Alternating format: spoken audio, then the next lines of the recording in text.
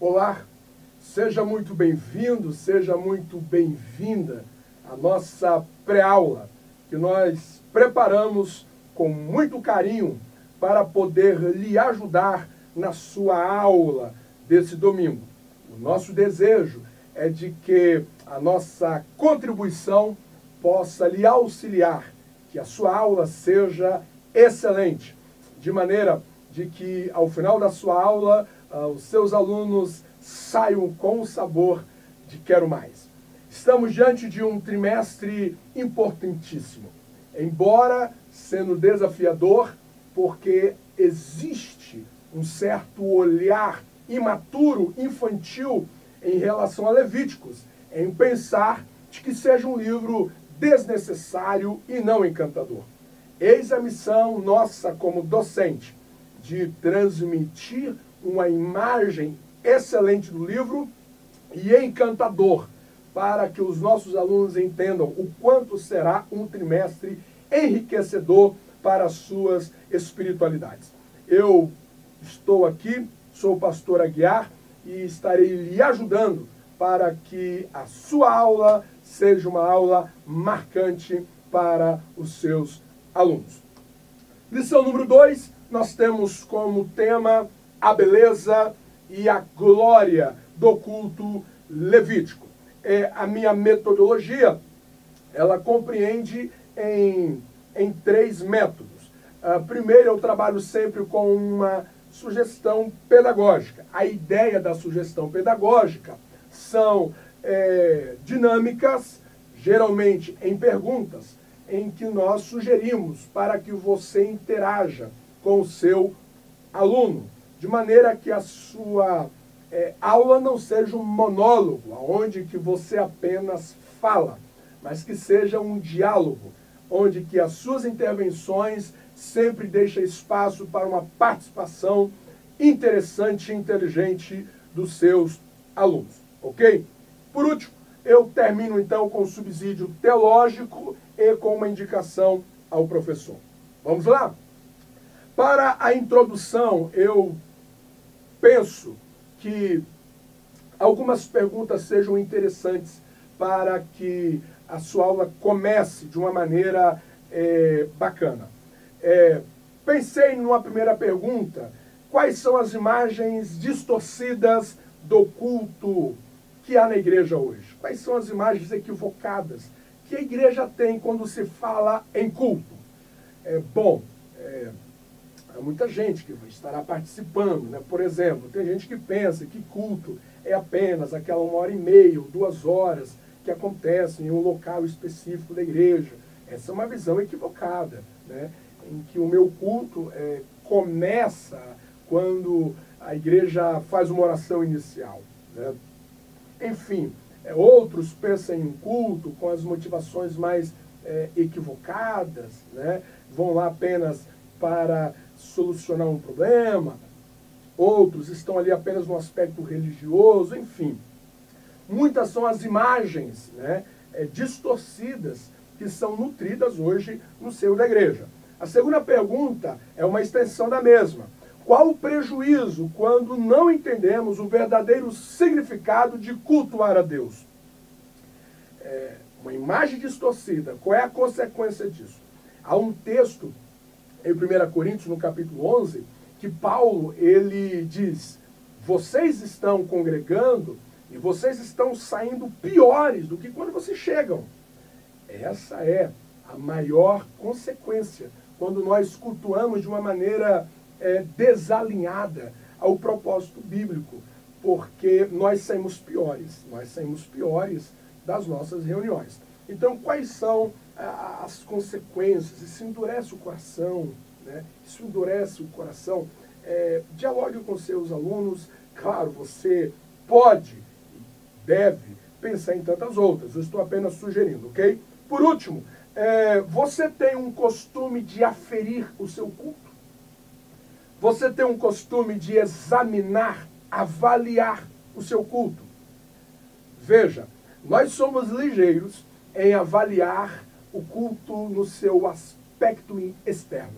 O louvor não foi tão bom, a pregação não foi tão boa, o o horário não foi bom, percebe? São avaliações externas. Mas você tem um costume de chegar em casa e sondar o seu coração. Como que você cultuou hoje? Você esteve sem reservas? Você cultuou de uma maneira integral?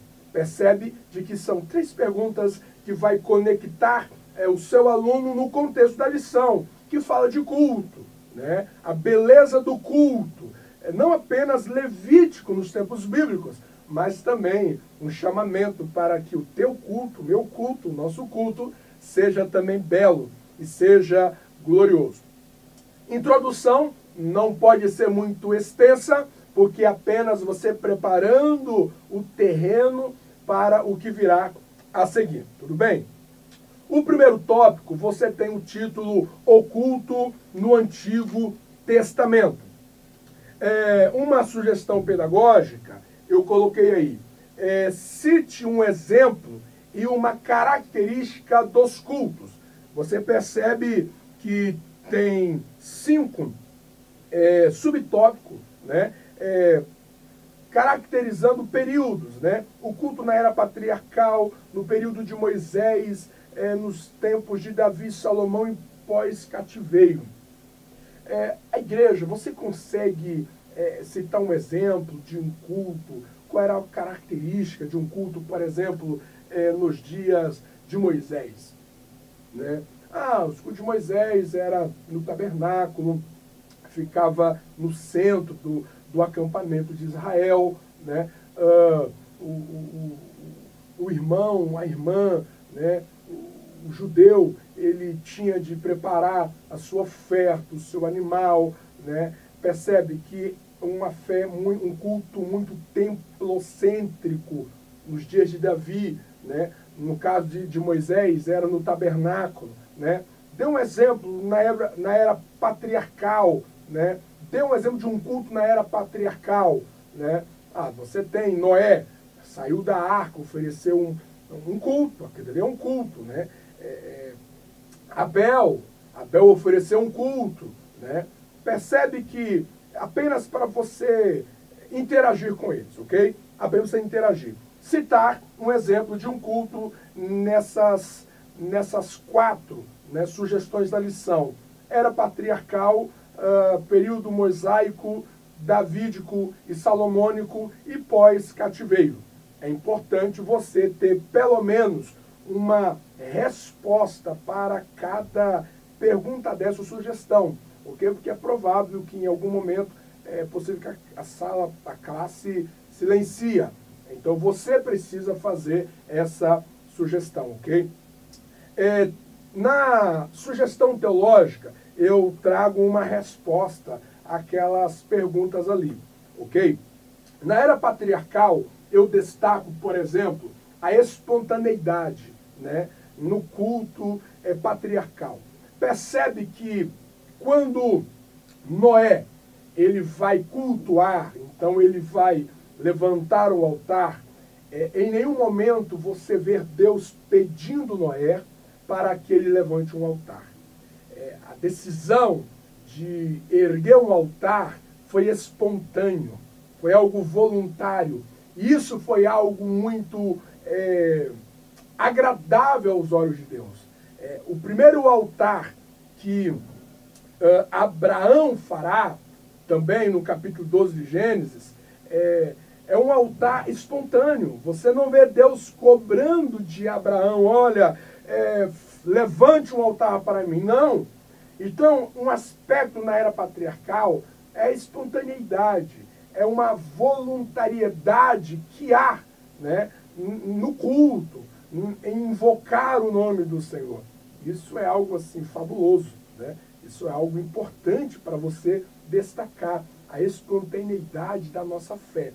Claro que quando você vai para as Escrituras, isso vai ganhando dimensões. Por exemplo, Paulo e Silas na prisão, eles não cantaram, eles não louvaram porque foram pedidos. Não, o texto não deixa explícito Deus dizendo canta, louve. Não, foi algo espontâneo. O quanto que essa espontaneidade, essa voluntariedade tem um peso agradável diante do Senhor, ok? Um aspecto importante para destacar na era patriarcal seria esta espontaneidade, né? Essa espontaneidade.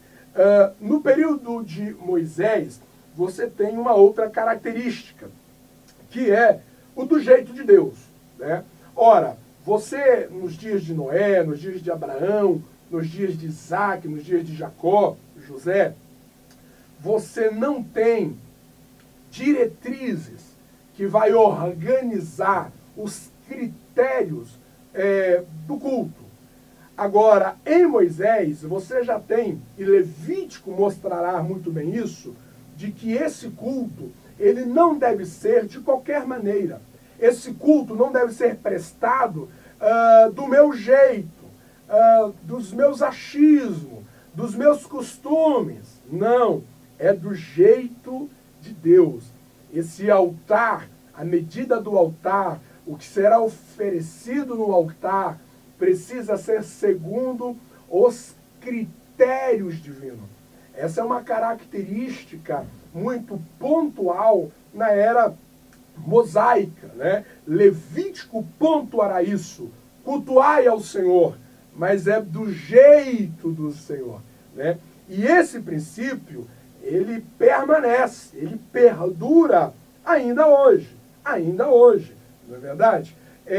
Tanto a espontaneidade, Deus espera de nós esse espírito espontâneo. Davi fala, dai-me um espírito voluntário, Salmo 51. Percebe que o espírito aqui, esse princípio espiritual, melhor dizendo, precisa fazer presente aqui e agora na vida da igreja. A espontaneidade do jeito de Deus. Eu não posso me reunir ou estar em qualquer outro lugar em culto ao Senhor se porventura eu não entenda qual é o jeito de Deus. Como eu devo agradar o coração de Deus. Então, o culto na era mosaica tem essa característica. Deus vai regulamentar, né? Deus vai dar as diretrizes, os critérios, de maneira de que este culto seja aceitável diante de Deus. Nos tempos de Davi e Salomão, eu destaco a intensidade, né? A intensidade. O culto na era de Salomão e Davi é um culto que vai ganhar proporções inimagináveis, né? A adoração, o louvor, o cântico, né? Nos dias de Davi e Salomão foram algo assim espantoso, espantoso. Davi, quando ele assume, por exemplo, o trono de Jerusalém, né, de Israel em Jerusalém, a primeira coisa que ele fará é contratar músicos, adoradores, né? Um alto investimento que ele fará na adoração. Isso é algo fabuloso. Israel, até nos dias de Davi, ainda não havia experimentado a dimensão de cultuar até então.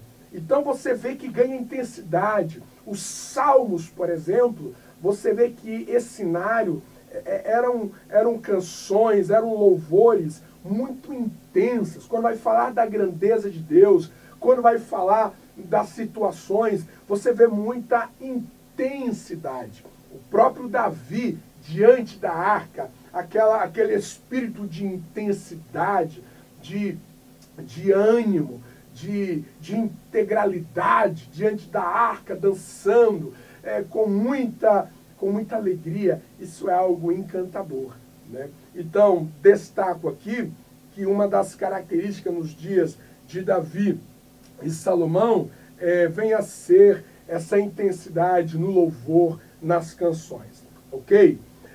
Após o cativeiro, você tem uma característica de volta à paixão, né?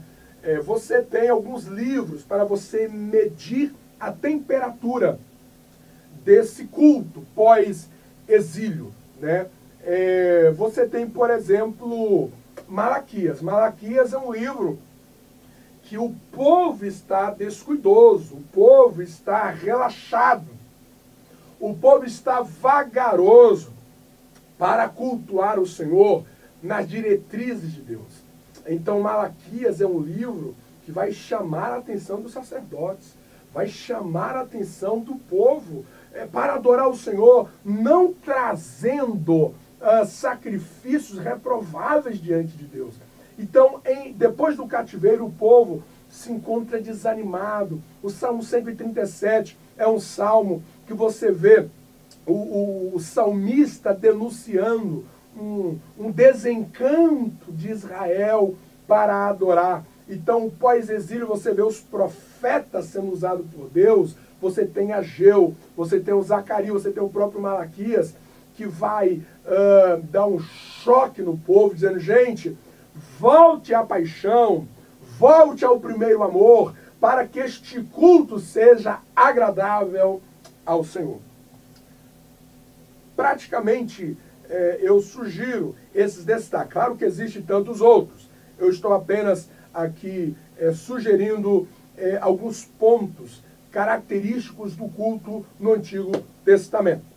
Ok? O segundo tópico, nós temos os elementos do culto levítico. Eu pensei em pelo menos 3 perguntas. A primeira pergunta, para a interação da introdução do segundo tópico. O que tem faltado em nossos cultos hoje? Percebe que o tema é elementos, composições do culto levítico. Né? Composições do culto levítico. O que tem faltado hoje nas composições dos nossos cultos, nas liturgias do nosso culto? Claro que aqui você vai ouvir muita coisa. Tem faltado palavra, tem faltado reverência, tem faltado pontualidade, né?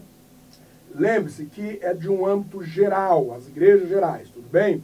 A segunda pergunta, ela é uma extensão da primeira. O que tem sobrado em nossos cultos hoje, né? O que tem sobrado?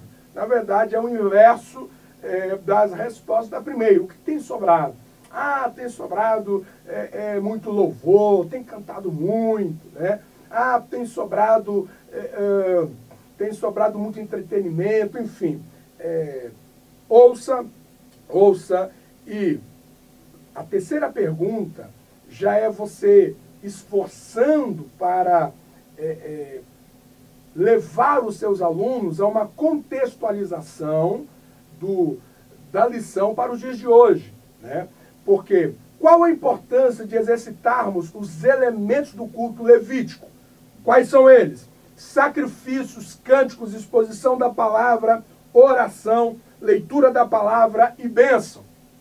Bom, uma sugestão, você poderia separar de 2 em 2, né? Ou de 3 em 3, de banco em banco. O primeiro banco, conversa aí durante 2 minutos, 3 minutos, sobre a importância do sacrifício hoje, né? De que maneira isso se aplica a nós hoje, né? Sobre os cânticos, qual a importância de um culto ter louvores. Você pode separar em grupos e depois você ouça os seus alunos, né, participarem. É uma sugestão que você pode dinamizar a sua aula, né? Ou você pode fazer a partir de um monólogo. Você pergunta e você espere as perguntas. Sempre tem alguém que não participa. A questão de você separar alguns grupos é interessante porque provoca mais as participações. As respostas, você pode escolher que um daqueles alunos se levante, olhe para a classe, né, e dê a opinião ali. E você, então, vai ajustando cada resposta, ok? Eu penso que o autor aqui, ele vai pegar os elementos do culto, da consagração do templo, no dia de Salomão, né? Então, o que aconteceu nesse culto, né? Porque esses elementos tiveram a origem, né, em Levítico, ok? Sacrifícios, eu pontuo a questão do valor e da importância, porque o sacrifício era uma vida que estava sendo derramada. O animal que estaria sendo sacrificado era a vida dele que estava sendo derramada. E a vida é o que nós temos de mais sagrado nessa existência. Depois de Deus, nada se compara ao valor da vida. Então o sacrifício fala que uma vida está sendo derramada, uma vida está sendo oferecida. Isso fala de valor, isso fala da importância. Oferecer sacrifícios de louvor, oferecer um culto como sacrifício agradável, é esse derramar da vida. É você derramar a vida em propósito diante de Deus.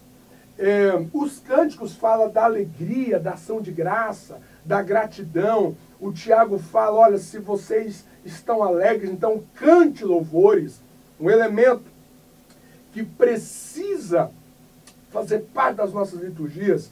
Aliás, é um grande desafio de nós, quanto igreja, né, mostrar aos nossos irmãos a importância de chegar em uma liturgia e participar dos louvores. Quantos irmãos que ao cultuar, eles não cantam? Você já observou? Eles não cantam, eles assistem. Eles apenas são espectadores. Gente, quantas letras maravilhosas, quantas poesias cantadas. O louvor é um veículo que você tem para expressar amor a Deus, porque há muitas canções muito poéticas, que aquelas palavras ali, talvez você nunca as falaria no seu vocabulário, mas é como se você pegasse emprestado a poesia do compositor, dizer, Deus, essas são as traduções do que o meu coração sente a Ti. Então, assim, esse entusiasmo para a igreja celebrar, esse cântico vibrante que nós precisamos encorajar a igreja. É um elemento presente no culto levítico. Você vê, por exemplo, celebrai. A celebração já é algo alegre, mas ele vai redundar, ele vai enfatizar ainda mais com júbilo. A ideia é um louvor vibrante, não é um louvor monótono, formal, não. Tem de ser vibrante. Você tem de sentir aquele encanto e demonstrar isso em louvor. Os cânticos são elementos que faziam parte do culto levítico. Você tem a exposição da palavra. O autor, ele é muito feliz em dizer de que essa palavra era o povo ouvindo os feitos de Deus na história. Quando Salomão vai ler as Escrituras na consagração do templo, ele vai ler sobre os feitos de Deus. O momento do culto, de nós sermos alimentados a respeito do governo de Deus na história. Como é importante na exposição da palavra haver esse item onde que nós lembramos ao nosso coração a ação de Deus na história. Porque quando eu ouço de que Deus fez na vida de um povo chamado Israel, e eu lembro que o mesmo Deus é o nosso Deus, ontem, hoje e sempre será, isso gera fé no nosso coração. Você tem a oração nos dias da consagração do templo, você encontra Salomão orando. É uma interação com o divino, ele está orando a Deus, mas ele também está intercedendo na horizontalidade, a favor de todos aqueles que vão entrar nesse templo, que eles sejam ouvidos, a oração, fazendo parte das nossas liturgias. Como é edificador esse elemento em nossas reuniões. A leitura bíblica, aqui já é mais uma ministração, né? Você tem a interação de Deus conosco, né? Do divino para conosco. Aqui ele vai trazer a ideia de Neemias, quando ele vai ler, ele vai já explicar, vai aplicar, é a pregação, né? É a pregação, é a pregação. E por último, você tem a bênção, né? A bênção, que eu coloquei aqui, a consciência do pertencimento, né? A bênção é de que eles têm a consciência de que é um povo abençoado. E por que é um povo abençoado? Porque Deus os separou. Eles pertencem a Deus. Essa consciência que nós pertencemos a Deus, ao Criador, ao nosso Senhor. Isso é maravilhoso. Então você tem sacrifícios, cânticos, exposição da palavra, oração, leitura bíblica e bênção. São os elementos que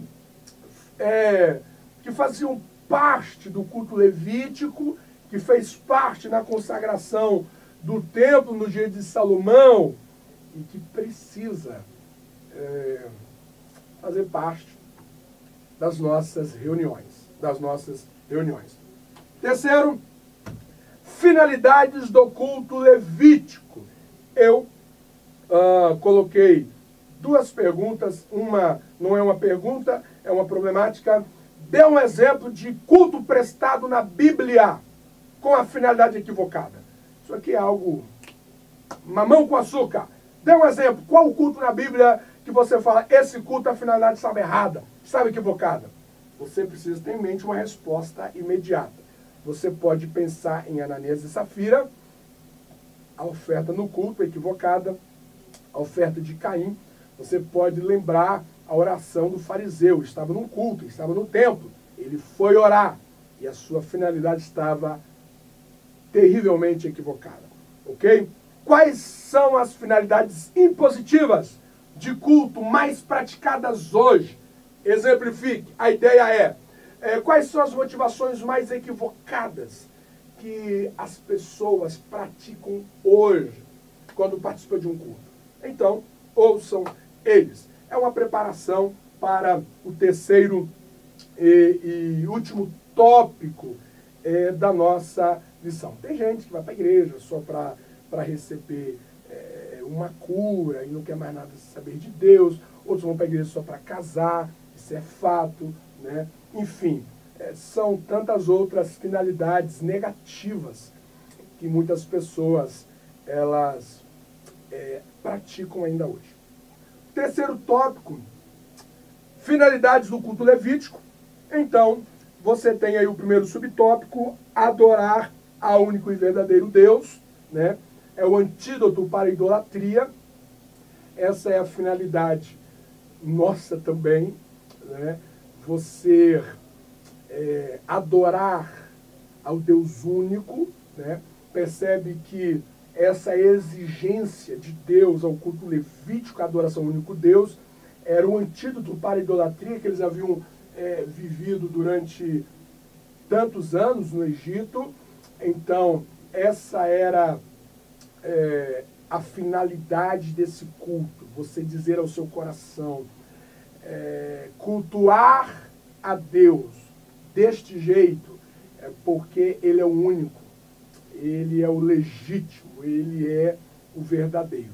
Então as pessoas iam cultuar com essa consciência ao Deus único, né? Ao monoteísmo. Segundo, reafirmar as alianças antigas, né? Renovando as memórias. O culto levítico sempre trazia essa rememorização da mente, das memórias, do passado, o que Deus fez lá, o que nós nos comprometemos com Deus lá atrás. E isso precisa estar vivo hoje, isso precisa ser mantido para as descendências, para as gerações vindouras, né? Professar o credo divino, as convicções. Os cultos tinham essa finalidade de renovar as certezas de quem é o nosso Deus, de quem nós somos nele, né? O que nós cremos, essa defesa das nossas certezas, das nossas convicções, das nossas firmezas, era algo muito peculiar nesses agrupamentos. E por último, aguardar o Messias, a esperança cristocêntrica, né? Adorar o único Deus deve ser a nossa finalidade. Eu vou cultuar a Deus, porque se eu não cultuar a Deus, eu cultuarei um outro ser. Eu cultuarei a mim mesmo, eu cultuarei uma outra realidade. Então eu preciso ir entendendo que o meu culto é a Deus, porque se não for Deus, será um caminho de morte. E adorar a Deus é o caminho da vida. Os nossos cultos precisam sempre ser uma renovação de alianças, de compromisso. A nossa palavra que nós empenhamos, cada culto deve ser esse reencontro do nosso coração em reafirmar o nosso amor a Deus, a nossa dedicação ao Senhor. As nossas convicções. Quem Deus é para nós? Quem Deus é para nós? O que as Escrituras é para nós? Cada culto, cada palavra ministrada, cada louvor declarado deve ser, sim, esse desempoeirar das nossas convicções. E aguardar até que Ele chegue, para que nós o façamos face a face. Indicação, terminamos indicando o livro do Kevin, Os Segredos do Tabernáculo de Moisés. É um bom livro para você interagir com essa linguagem de Levítico. E claro, não ousa lecionar sem ler o livro de Levítico na sua totalidade. Aliás, encoraje os seus alunos a lerem o livro de Levítico na sua totalidade ao longo do trimestre. Querido docente, é possível você trazer uma aula excelente, encantadora. E ao final, vamos orar para que os nossos cultos sejam dotados de beleza e de glória. Veja, nós como igreja precisamos cultuar o Senhor com muito mais encanto, com muito mais entusiasmo, com muito mais alegria, com muito mais vibração. Convide a igreja a terminar esse momento orando para que as nossas reuniões sejam de grande celebração, que venha agradar o Senhor. Espero ter lhe ajudado. Qualquer coisa, entre em contato conosco pelo e-mail alessandroaguiar@hotmail.com. Você que ainda não se inscreveu, por favor, se inscreva no nosso canal e seja abençoado aí com as nossas pré-aulas aqui na família ADBlu. Eu sou o professor Alessandro Aguiar. Foi muito bom ter estado com vocês. Que Deus abençoe.